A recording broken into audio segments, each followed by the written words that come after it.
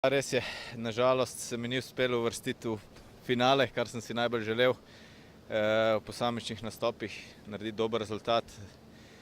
Pa se žal ni šlo, tako da sem upal vsaj zdajle na moštvene, da nam bo pač zletel, pa tudi to ni šlo najboljše. Ja, vsekakor, ja, zato ker sem se kar dosti posvečal temu evropskemu prvenstvu, sem upal pač na dober rezultat, ampak nažalost to je šport, tako da sem imel preveč dotikov in